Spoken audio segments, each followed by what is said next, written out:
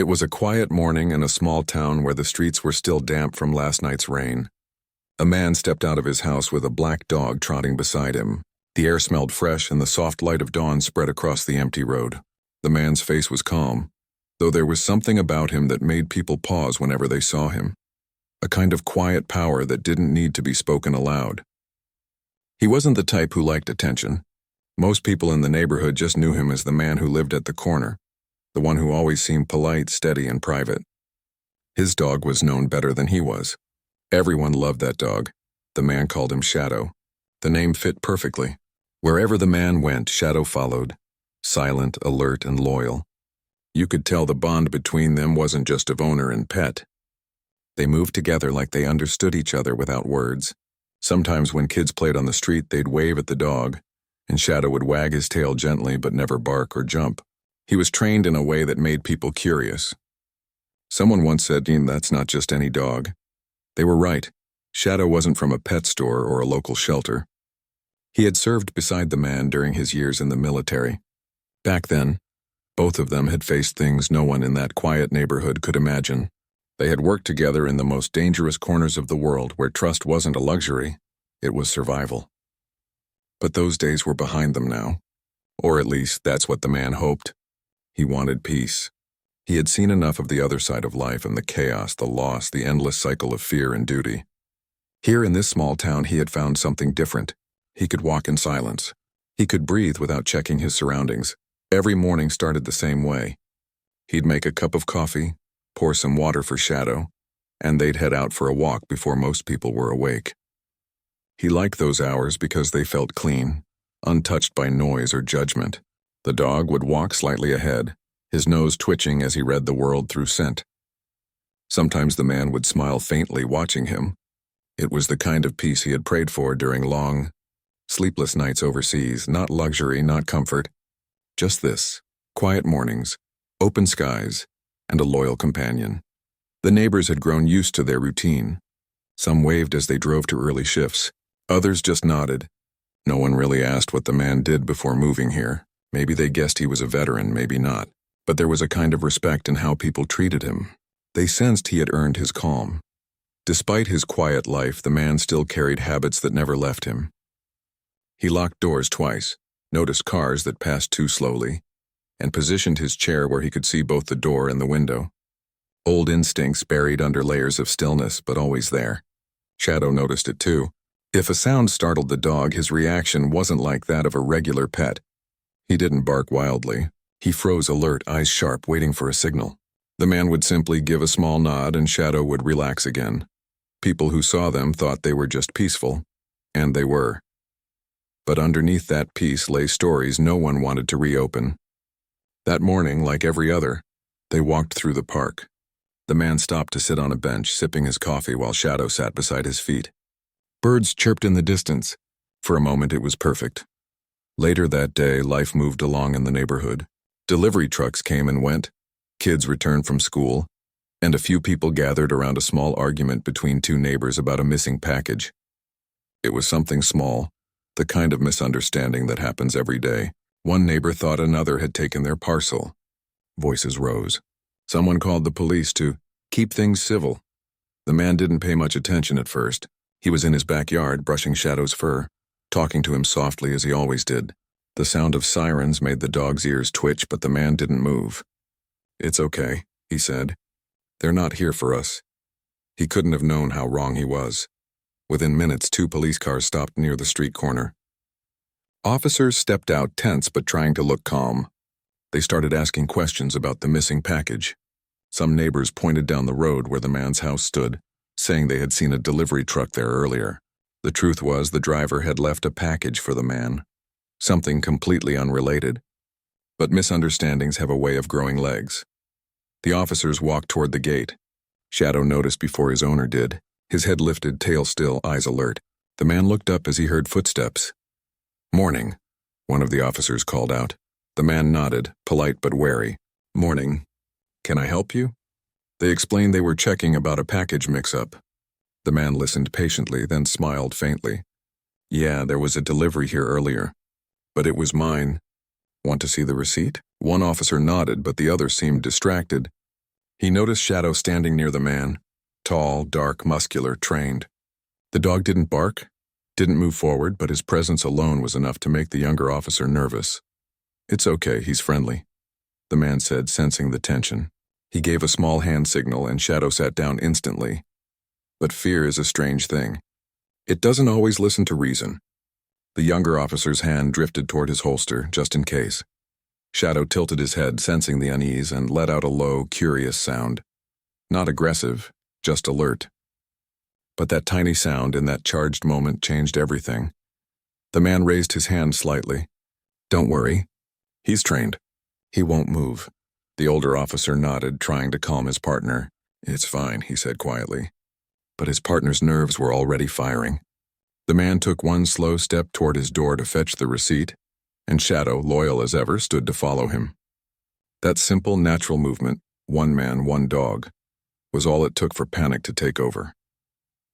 A loud noise broke the morning. Birds scattered, everything froze. Shadow fell to the ground. For a moment no one moved. The man stared in disbelief. His ears rang, not from the sound itself, but from the sudden emptiness that followed it. His mind refused to accept what he was seeing. The younger officer stood stiff, gun still raised, his face pale. The older one shouted his name, lowering his arm, his voice shaking. The man dropped to his knees beside Shadow, hands trembling. The dog looked up at him one last time, tail weakly brushing the ground, eyes filled with the same trust that had carried them through war. Then, stillness. The man's chest tightened, but he didn't shout. He didn't curse. His breathing was deep, slow, controlled. The way soldiers breathe when everything inside them is breaking, but they refuse to lose control. He placed his hand gently on Shadow's side, feeling the warmth fade beneath his fingers. The officers tried to explain. Something about misunderstanding, safety training, but their words didn't reach him. He could only hear the sound of Shadow's last breath echoing in his mind. Neighbors started gathering. Some filmed on their phones, whispering. Others stood in stunned silence. To them, it looked like a simple tragedy, an accident that should never have happened. But to the man kneeling in the grass, it was far more than that.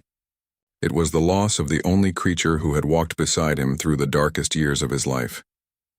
He finally stood up, eyes dry but distant. He looked at the officers, not with anger but with something heavier. Disappointment, sorrow, maybe even pity. "Go," he said quietly. "Just go." They hesitated, unsure of what to do. One of them mumbled an apology. The man didn't answer. He turned and lifted Shadow carefully into his arms, carrying him inside. The crowd slowly dispersed, but the silence stayed. Inside the house, he laid Shadow on an old blanket by the window, the same spot where the dog used to rest every evening while the sun went down. He sat beside him, hand resting on his head, staring out at the fading light. His mind drifted back to their first mission together. Dust, heat, the smell of sand and metal. Shadow had saved his life once, detecting danger seconds before it struck. They had survived explosions, storms, and sleepless nights. And now here's in his own peaceful town, his partner was gone because someone got scared. He stayed like that for a long time. Hours passed, but he didn't move. Not until the sun dipped low and painted the walls in gold. Only then did he whisper softly, "You did your job, my friend. You always did." Outside, the world kept moving. The police department prepared a report, labeling the event as unfortunate. But the man didn't care about reports or headlines. He had learned long ago that truth didn't live in paperwork. It lived in actions and what people carried inside them. That night, he buried Shadow in the small patch of earth behind his house. No ceremony, no words, just silence. He pressed the soil gently and placed a small stone on top. When he stood up, he looked at the stars. He had looked at those same stars from deserts, mountains, and battlefields. But tonight they looked different, distant, colder somehow. He went inside and sat down at his table. On the wall hung a small framed medal, one of many he never talked about. Beneath it, an old photo of a younger man in uniform, standing beside a black dog with bright eyes. He took the photo down, brushed the dust from the glass, and smiled faintly. "You made it this far," he whispered. "Rest easy." Then he turned off the light. That night, for the first time in years, he didn't sleep. Not because of fear, but because of memories. Memories of how far they had come. Memories of loyalty, courage, and friendship that most people would never understand.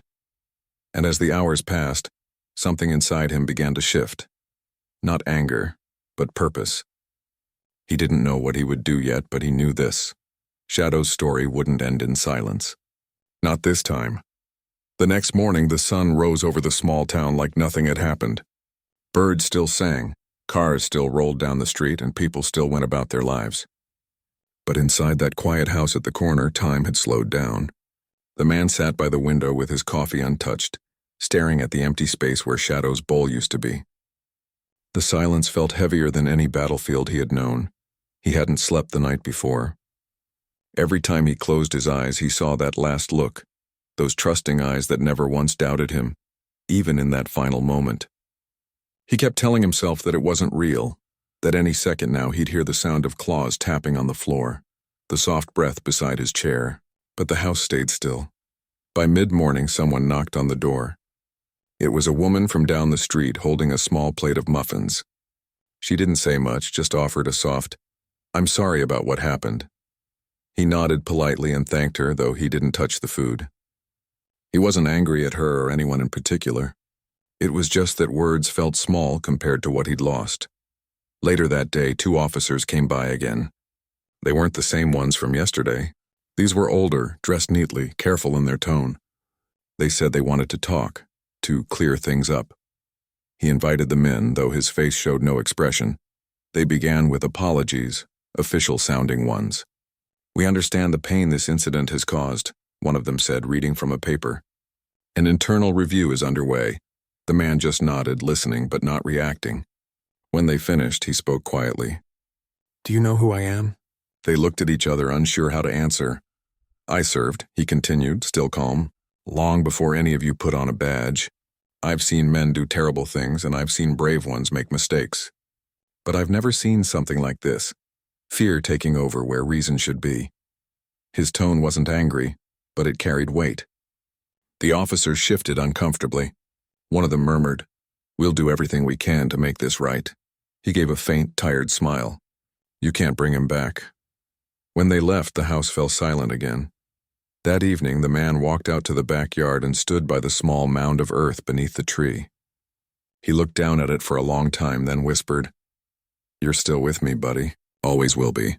He didn't cry. He hadn't cried in years. The military had taught him how to control every emotion, how to keep steady under pressure. But grief isn't something you can train for. It sneaks in quietly and stays longer than expected. A few days later, local news picked up the story. It began small, just a headline about a tragic mistake. But as more people learned who the man was, the story grew. Reporters started showing up at his street, cameras flashing. They wanted interviews, sound bites, reactions. He didn't give any. He stayed inside, quiet, watching from behind the curtain as the world outside started talking about him. Then came the part he hadn't expected. People began digging into his past. They found military records, commendations, and small traces of operations that had never been public before. Though much of it was classified, enough leaked out for people to realize the truth. The quiet man at the corner wasn't just another veteran. He had once been one of the country's top Delta Force operatives, leading missions few even knew existed. It shocked everyone. Reporters ran stories calling him the silent hero, the forgotten soldier, the man who risked everything. For the first time, his name meant something to strangers. But to him it didn't matter. None of that could fill the space Shadow had left.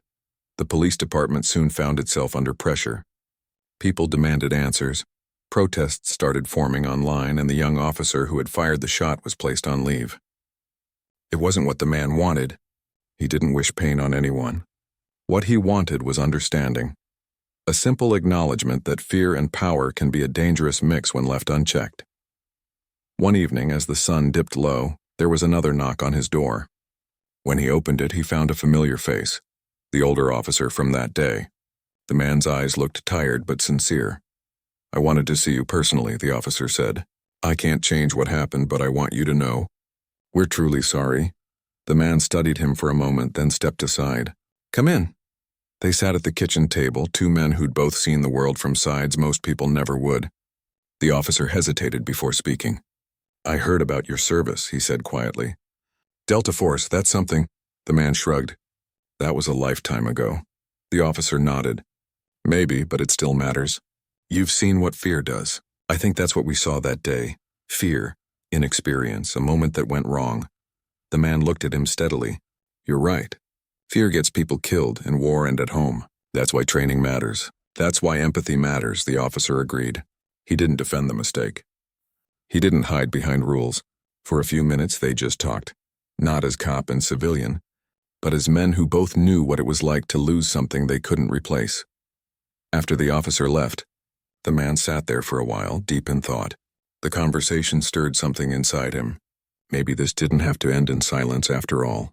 Maybe Shadow's story could mean something more. That night he opened his old locker, the one he hadn't touched since leaving the military. Inside were medals, photos, and letters from people he'd served with. He picked up one, a picture of himself and Shadow overseas, both younger, standing beside a helicopter. He smiled faintly. You saved lives then, he whispered. Maybe you still can. The next morning he drove to the local community center. It had been years since he'd spoken to anyone about his service. But that day, he asked to talk to the group that met weekly, veterans, officers, and volunteers. When he stood at the front, the room grew quiet. I didn't come here for sympathy, he began softly. I came here because something went wrong. Not just for me, but for all of us. Fear and misunderstanding took the place of patience. A life was lost because of it. But we can do better. We have to. He spoke about training, about recognizing fear before it turns into reaction, about how veterans returning from war shouldn't just fade into silence. They still have lessons to teach. People listened closely. Some wiped away tears. After the meeting, a young officer approached him. Sir, he said, I'm sorry for what happened. I joined the force to help people, but sometimes I forget what that really means. The man placed a hand on his shoulder. Don't forget, he said. Every decision counts. Every person matters. Word of his talk spread quickly. Soon local news covered it again, but this time it wasn't about tragedy. It was about change. Police departments in nearby towns invited him to speak. He didn't give speeches full of anger or blame. Instead, he told stories about leadership, trust, and control, about how the hardest part of strength is learning when not to use it.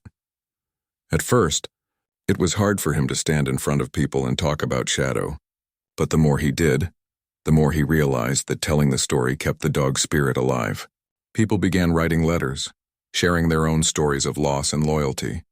Some even donated to animal shelters and veteran support groups in Shadow's name. Weeks turned into months. The small town that once felt like a quiet corner now felt alive with a purpose. Murals were painted, one of them showing a dark dog standing tall beside a soldier. Children who once waved at Shadow on morning walks now stopped to look at that mural every day on their way to school. One afternoon, the man stood before it, hands in his pockets. A little boy came up beside him and asked softly, "Was that your dog?" He smiled. "Yes, his name was Shadow." The boy nodded. "He looks brave." "He was," the man said. "But more than that, he was kind." The boy thought for a moment. "I want a dog like that one day." The man chuckled lightly. "Then you better learn to treat him like family." The boy grinned and ran off. The man stood there a moment longer, looking at the mural. He realized something then. That peace doesn't come from forgetting pain, but from giving it meaning. That night, as he sat in his chair by the window, he looked toward the backyard. The moonlight fell softly on the spot where Shadow rested. He felt a kind of quiet comfort. The world had moved on, but it hadn't forgotten. Shadow's name had come to stand for more than one dog. It had come to mean patience, loyalty, and the strength to forgive. The man leaned back, closing his eyes, and for the first time in months, he felt a sense of calm. He whispered into the quiet room, "We did good, didn't we?" Outside, a light breeze moved through the trees. Somewhere, it almost sounded like a tail softly brushing the ground. Days passed, and the man's story continued to spread far beyond the small town where it had all begun.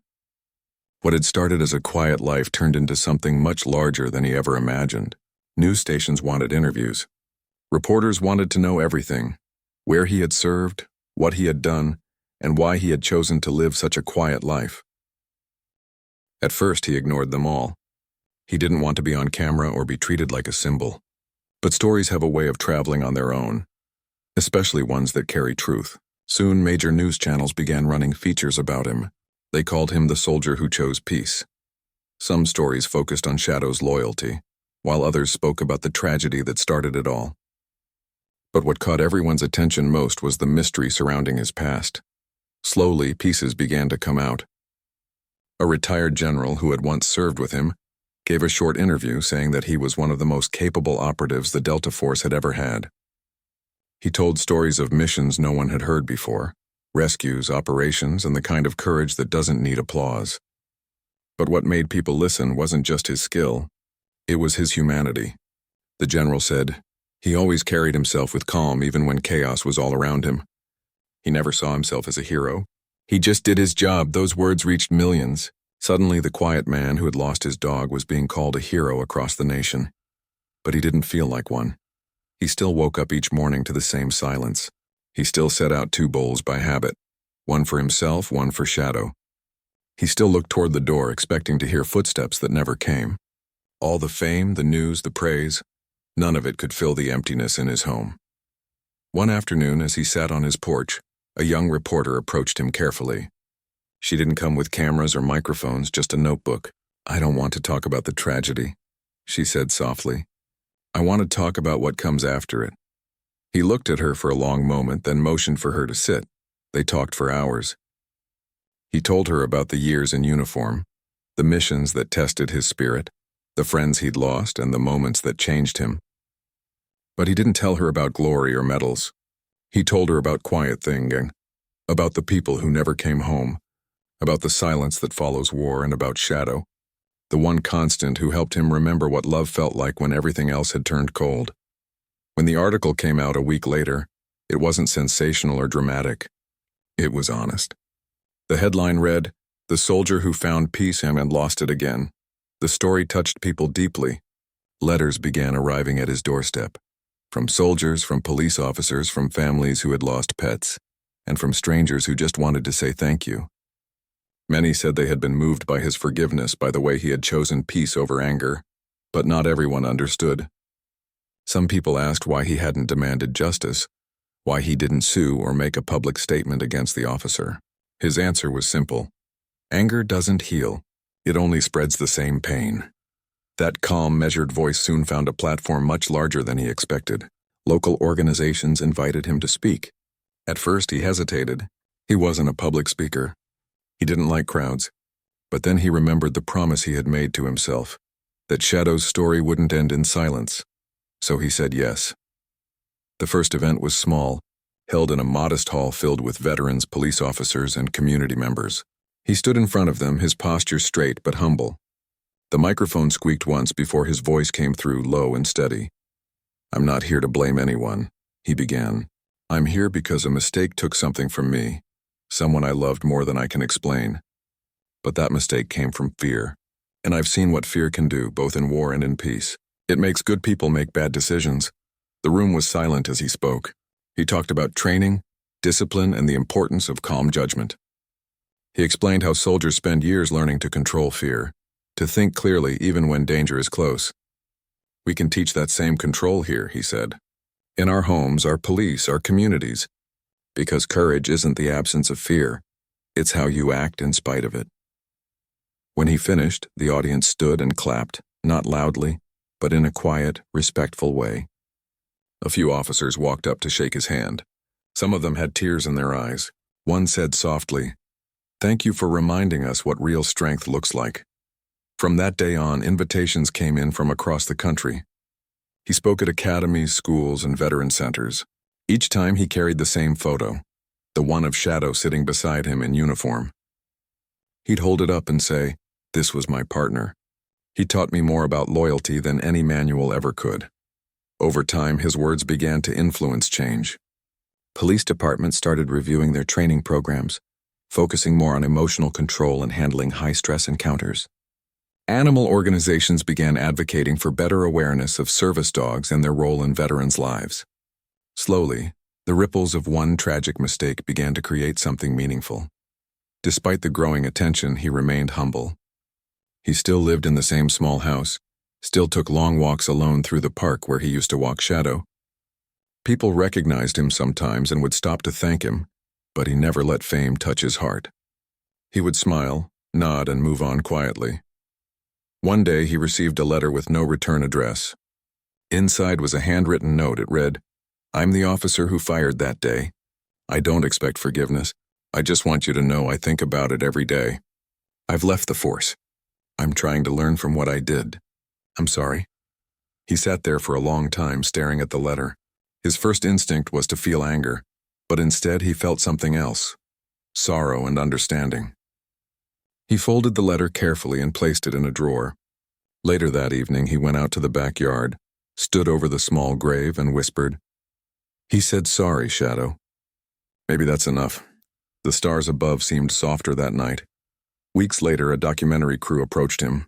They wanted to make a film about his life, about how a single act of loss became a movement for peace and awareness. He hesitated again, but eventually agreed. He didn't do it for fame. He did it so that Shadow's story could reach people who might never read an article or attend a speech. When the documentary was released, it touched millions. It didn't show dramatic scenes or emotional music. It showed quiet moments. A man walking alone, looking at an empty leash. Him standing at a podium speaking calmly about fear and forgiveness. Him laying flowers by a small grave behind his house. The world saw not just a soldier, but a man who had chosen love over hate. In interviews, people asked him what gave him the strength to forgive. His answer was always the same. Because forgiveness isn't weakness. It's how we honor the ones we love. Shadow didn't live his life in anger. He lived it protecting, trusting, and loving. If I do anything less, I fail him. Over the months that followed, the town where he lived began to change too. Officers from nearby cities started visiting his talks. Schools began teaching students about empathy and responsibility toward animals. The mural of Shadow and the man became a landmark. Travelers passing through the town would stop to take pictures, often leaving small flowers or dog tags at its base. One morning, as he stood before that mural, he noticed an elderly woman placing a small bouquet there. She looked up and smiled softly when she recognized him. "My son was in the army," she said. "He told me once that the hardest part isn't what happens out there, but coming home and not knowing where to put all the memories." He nodded. He was right. She looked at the mural again. "You found a place for yours. You turned pain into purpose. That's rare." He didn't answer, but her words stayed with him long after she left. Later that evening, he sat outside as the sky turned orange. A soft breeze moved through the trees, and he felt that quiet sense of peace again, the kind he used to feel when Shadow would lie beside him. He realized then that grief doesn't fade, but it changes shape. It becomes something gentler, something that reminds you to keep going. He looked up at the sky and smiled faintly. "We did it, Shadow. We found a way to make it mean something." From then on, he continued to speak not because he wanted recognition, but because he knew that every word he shared could help prevent another moment of fear from turning into tragedy. His story wasn't about loss anymore. It was about connection. Every now and then someone would ask him if he ever thought about leaving the town, maybe moving somewhere new to start over. He'd always give the same answer. "This is home. It's where my friend rests. And it's where peace finally found me." And with that, he'd smile, lift his cup of coffee, and sit quietly as the world moved on, not behind him, but beside him.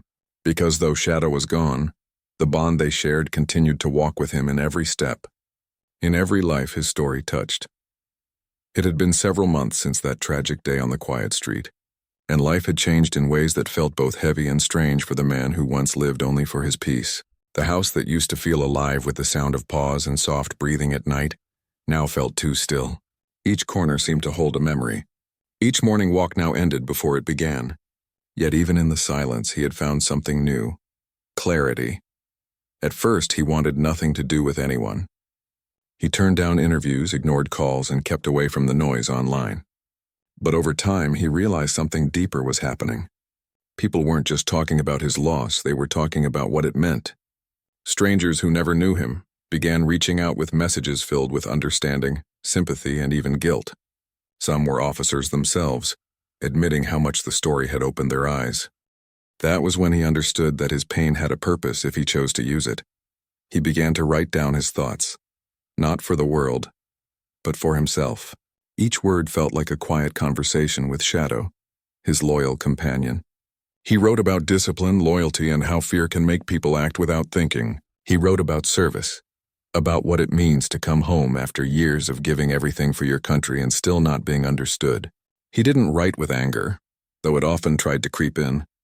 He wrote with honesty. One morning, a local community group invited him to speak at a small event for veterans and police officers.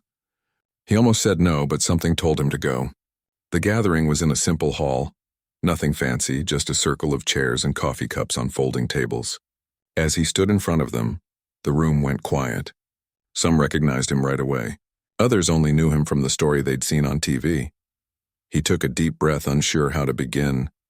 "I don't have much to say," he started softly, "but I think we can all agree that silence doesn't heal anything.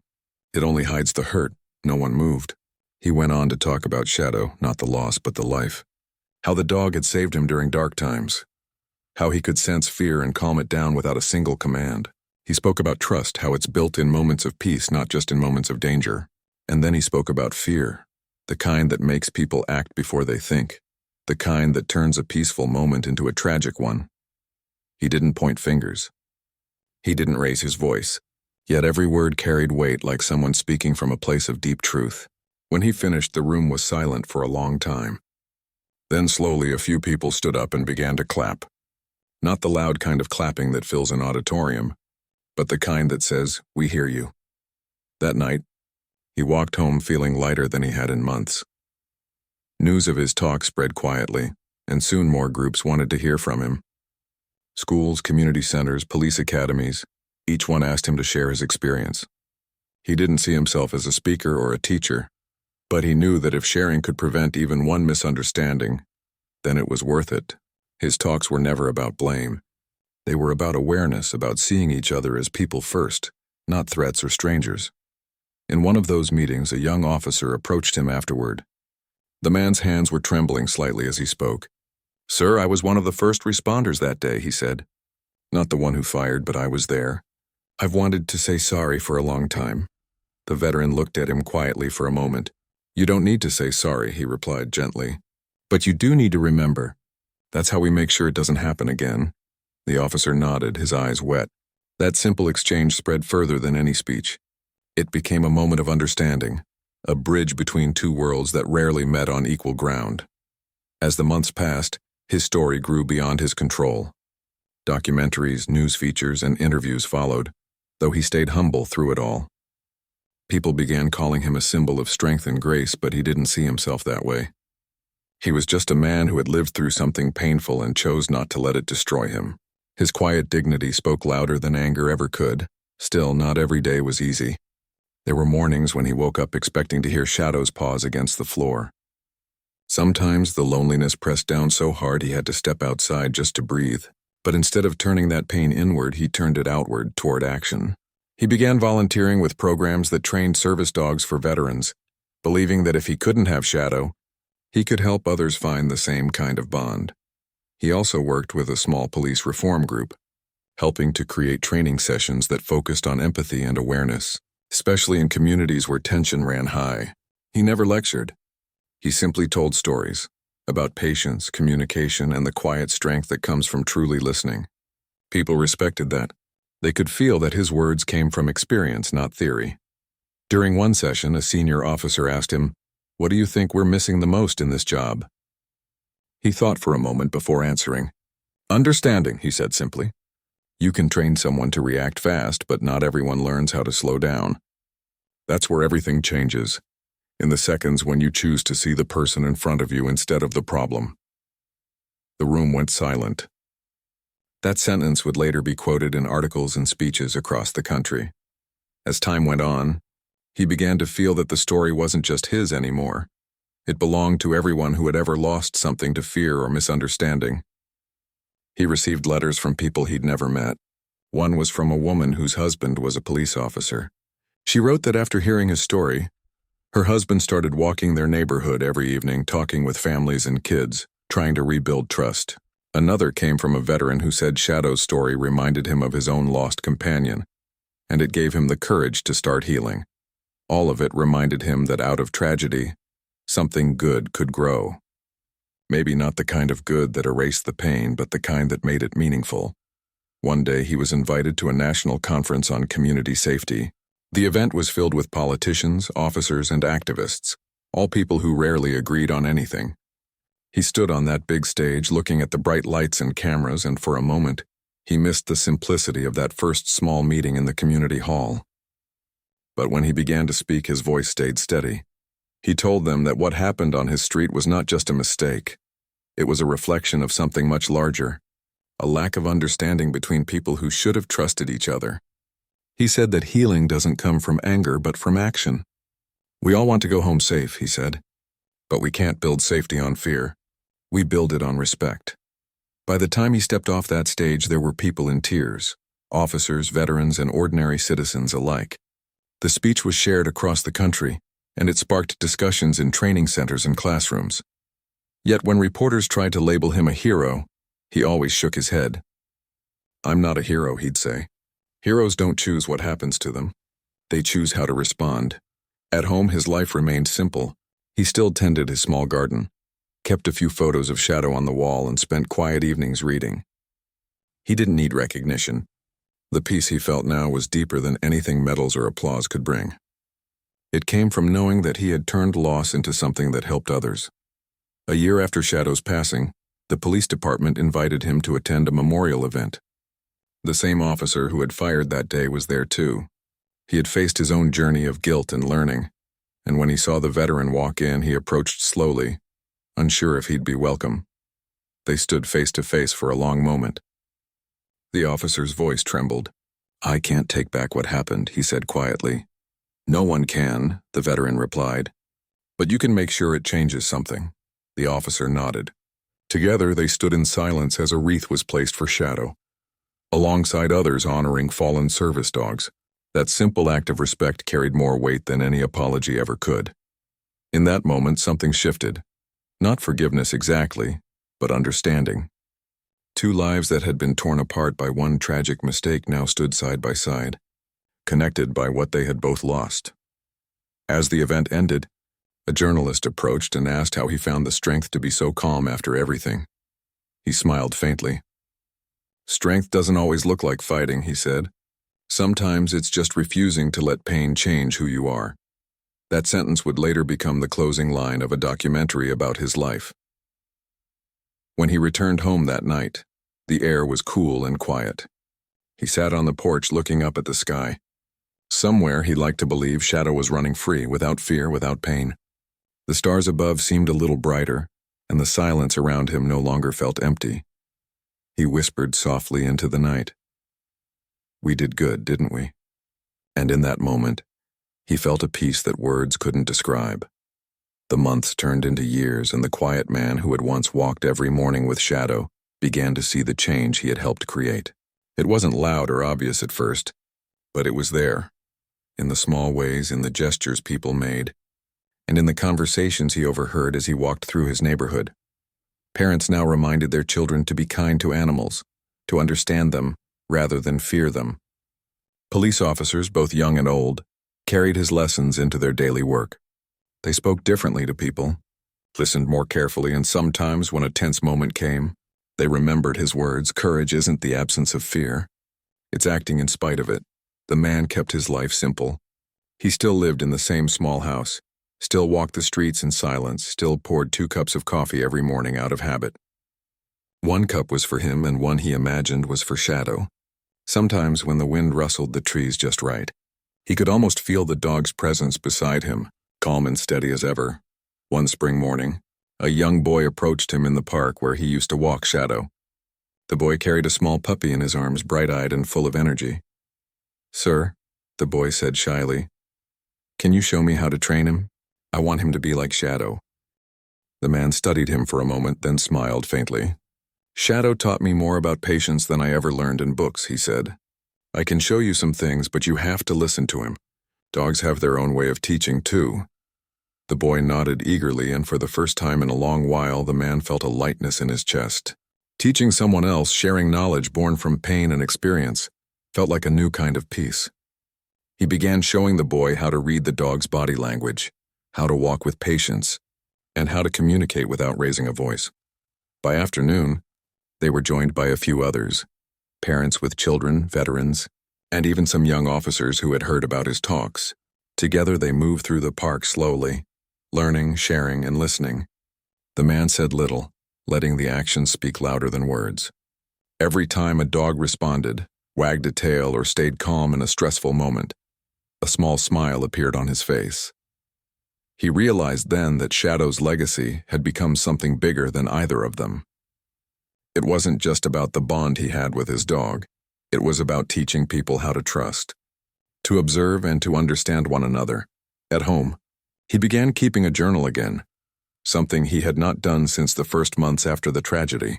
He wrote about every lesson, every moment of connection, every success he saw in the park and in the community.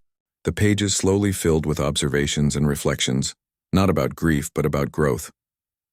One evening he received a call from a national veterans organization. They wanted him to help develop a program connecting veterans with service dogs, aiming to provide companionship and training to those who needed it most.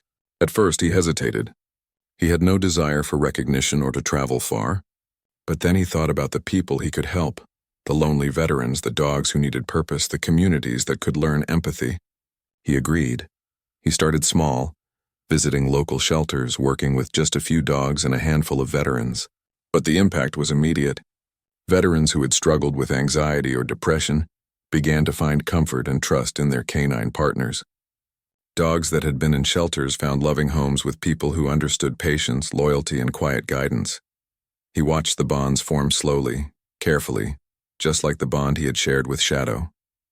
Sometimes he would sit quietly in the corner, observing a veteran gently speaking to a dog, and he could see the trust forming, the silent understanding that required no words. Word of the program spread. Soon other cities wanted to replicate it. Veterans who had never thought they could bond with a dog began to call and ask for guidance. The man's teachings became a blueprint, a reminder that care, attention, and empathy can change lives in ways that strict rules or orders cannot. Despite the growing attention, he stayed humble. He never sought awards or public praise. When people called him a hero, he would simply smile and say, "I just do what I can. That's all any of us can do." One afternoon, he received a letter from the family of a fallen officer. The letter explained that the officer had trained with one of the service dogs he had helped place before being killed in the line of duty. The family wrote that the dog had comforted them in the months afterward, helping them find calm and strength. They thanked him for giving life and support to both human and animal alike. The man read the letter quietly, his hands trembling slightly. He felt a deep, gentle warmth in his chest. Shadow had once been his companion, his teacher, and now his legacy continued in the lives of others. He realized that grief, when met with action and patience, could be transformed into something living and meaningful. As the years went on, he continued his work quietly but purposefully. He still gave talks, still met with veterans, still helped police departments understand the importance of empathy and control. But he did so with humility, never demanding attention or recognition. In his neighborhood, things changed too. People treated animals with more care. Children learned to respect not only pets but each other. And officers who had once been impatient or fearful began showing more compassion in their daily work. His influence had grown subtly, quietly, like the wind shaping trees over time. One evening, he walked to the small memorial he had created for Shadow. The stars reflected in his eyes as he stood there quietly. He whispered softly, "We did good, didn't we?" Somewhere in the memory of that loyal companion, he felt the answer. Later that night, he returned home, sitting on his porch as he often did. The neighborhood was quiet, peaceful, and he could hear the faint sound of leaves rustling in the wind. He took a deep breath and let it out slowly, feeling the calm settle around him. He thought about the people he had helped, the lives he had touched, and the small changes he had seen in the world. He thought about the veterans learning to trust again, the officers learning to pause before acting, the children learning to care. And he knew that all of it had started with one dog who had taught him loyalty, courage, and patience.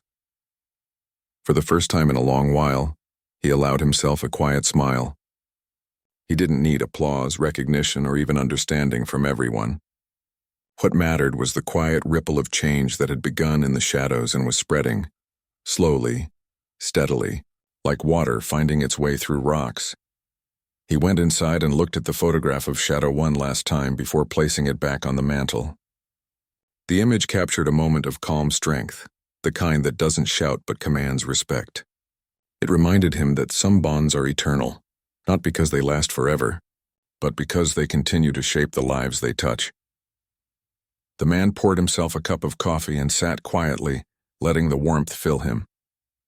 Outside, the stars continued to shine bright and steady. Somewhere, he liked to imagine, Shadow was running free, chasing the wind and waiting patiently for the day they could meet again. He closed his eyes for a moment and let himself rest, not because the pain had vanished, but because he had learned to carry it with purpose. Loss had not defeated him. It had guided him, taught him, and given him a path to help others. Over time, his story became known not just for the tragedy, but for the transformation it inspired. People remembered the quiet man and the black dog, not for the loss, but for the lessons of patience, courage, and quiet strength that emerged from it. And in the small town where he walked every morning, where children now waved at the service dogs he helped train, and officers paused to listen before acting, the legacy of one loyal dog continued to live, even in silence. Even in grief, even in loss, life moved forward, and the man who had once walked alone now walked among a world that had learned, just a little, to see with understanding, to act with patience, and to love without fear. He poured another cup of coffee and looked out into the night.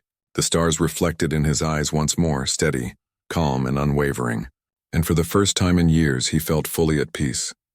Shadow had taught him the greatest lesson of all, that love, loyalty, and quiet courage leave marks that can never be erased, and that even in the darkest moments, one life can create ripples of light that touch countless others. And with that thought, he sat back, letting the stillness surround him, feeling the gentle presence of a friend who would always be beside him, in memory, in legacy, and in every step he took forward.